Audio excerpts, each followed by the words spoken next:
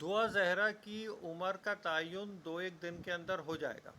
وہ 17 سال کی ہے، 14 سال کی ہے، 15 کی ہے، یہ سب طے ہو جائے گا۔ لیکن معاملات اب چلے گئے بہت آگے۔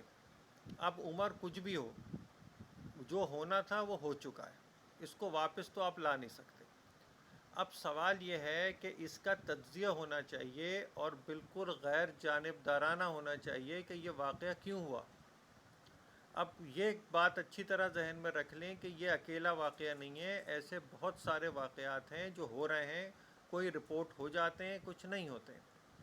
اور اگر آپ بالکل اس کو سائنسی بنیادوں پر دیکھیں تو آپ کو صرف اور صرف ایک وجہ نظر آتی ہے، وہ آپ کے معاشرے کا مجموعی انحطاط ہے۔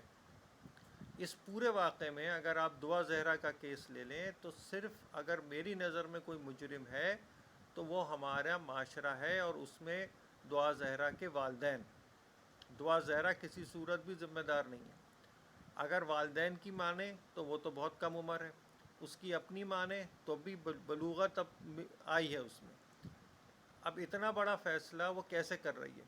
وہ اس لیے کر رہی ہے کہ اس کے ہاتھ میں اسمارٹ فون تھا، اس میں وہ جو چاہے کرے، والدین توجہ نہیں دیتے تھے، اپنے ذاتی مفاد کے لیے بچوں کو خاموش رکھنے کے لیے نیا طریقہ نکال دیا۔ ایک نئی ڈیوائس ہاتھ میں دے دو، وہ خاموشی سے کونے میں بیٹھا رہے گا، اس کے بعد آپ بھی خوش، وہ بھی خوش۔ اب وہ بچے کی عمر 2 سال ہے، 5 سال ہے، 8 سال ہے، اب وہ جو چاہے کرے۔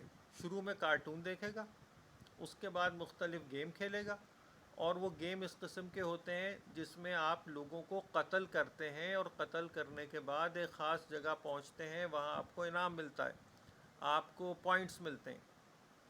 اب یہ آن لائن گیم ہوتے ہیں، اس کے اندر اور لوگ بھی کھیلتے ہیں، آپس میں تعلقات بنتے ہیں، دوستیاں ہوتی ہیں۔ اب آپ کو نہیں پتہ کہ دوسرے اینڈ پہ کون بیٹھا ہوا ہے۔ یہاں ذمہ داری ہے والدین کی، اور والدین ہی مجرم ہیں کیونکہ وہ موبائل فون دے کر بھول جاتے ہیں۔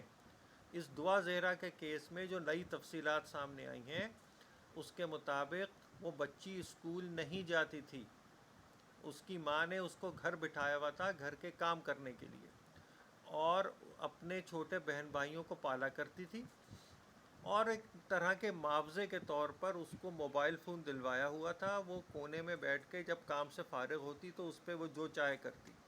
اب اس میں پچھلے 3 سے 4 سال سے اس کی ملاقات اس لڑکے سے ہوئی ہوئی تھی آن لائن، اور وہ معاملات چل رہے تھے۔ والدین کو کسی صورت پتہ ہی نہیں تھا، نہ انہیں کوئی فکر تھی، نہ موبائل چیک کیا کبھی، کیونکہ وہ خاموش تھے، گھر کا کام ہو رہا ہے، اور اس کے بعد خالی وقت میں وہ کیا کرتی ہے ہماری بلا سے۔ یہ اکیلا کیس نہیں ہے، میں نے آپ کو پہلے بتایا، اور ایسے مزید کیسز آئیں گے۔ اب ہو یہ رہا ہے کہ ہم اپنے گھر میں شور مچاتا بچہ پسند نہیں کرتے، اب ہمیں خاموشی چاہیے، اور خاموشی کے لیے ایک ٹیکنالوجی آ گئی ہے جس کا نام ہے سیل فون، اور وہ بھی اسمارٹ فون۔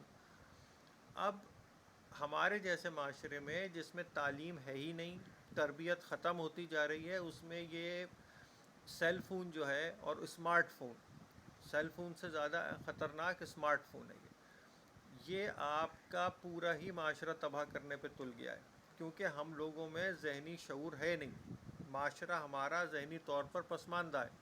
اس میں جب ٹیکنالوجی آ جاتی ہے تو وہ دو آدشا ہو جاتا ہے، اور بالکل یہی ہوا ہے اس کیس میں۔ دعا زہرا بغیر کسی خاندان کی توجہ کے موبائل فون پہ جو کرنا چاہ رہی تھی وہ کرتی رہی، اور ایک دن فیصلہ کیا کہ اب بہت ہو گیا، اب عملی کام کیا جائے، اور وہ اٹھ کے چلی گئی۔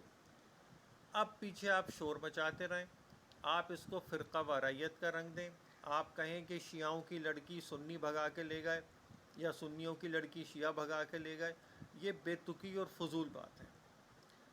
اور حیرت یہ ہے کہ اچھے خاصے پڑھے لکھے لوگ بھی اسی قسم کی باتیں کر رہے ہیں۔ باقاعدہ مہم چل رہی ہے دعا زہرا کے لیے کہ جی اس کو بازیاب کرایا جائے، اس ہمارے فرقے کے خلاف سازش ہو رہی ہے، ایک منظم گروہ ہے جو یہ کام کر رہا ہے۔ اب حقیقت یہ ہے کہ اگر کوئی منظم گروہ ہوتا تو لڑکی کا پتہ نہیں چلتا، یہ لڑکی تو پہلے دن سے ہی ہفتہ 10 دن کے بعد سے ہی اس کا تو پتہ چل گیا ہے، اس کو برآمد کیا گیا، عدالتوں میں پیش ہوئی، یوٹیوب چینل پر آ گئی، جس لڑکے کے ساتھ گئی ہے اس کا گھر معلوم ہے سب کو۔ تو بھائی کون اغوا کر کے لے گیا؟ کون سا فرقہ سازش کر رہا ہے؟ کچھ نہیں ہے، صرف اور صرف دعا زہرا کے والدین ہیں جو اپنے ذاتی مفاد اور گھریلو سکون کے لیے اپنے بچوں کو اسمارٹ فون دے کر بھول جاتے ہیں۔ آج ان کی والدہ اگر ٹی وی پہ یا یوٹیوب پہ بیٹھ کے برا بھلا کہہ رہی ہیں دوسروں کو، تو سوال یہ ہے کہ بھائی ایسا ہوا کیوں؟ اگر آپ کسی بھی پہلو سے دیکھ لیں سائنسی بنیادوں پہ، تو دعا زہرا کے والدین کے علاوہ اس واقعے کا کوئی اور مجرم نہیں ہے، نہ ظہیر وہ لڑکا، نہ دعا زہرا، نہ موبائل فون، صرف دعا زہرا کے یا ان جیسے خاندانوں کے والدین۔ یہی سچ ہے، بہتر ہے کہ مان لیں۔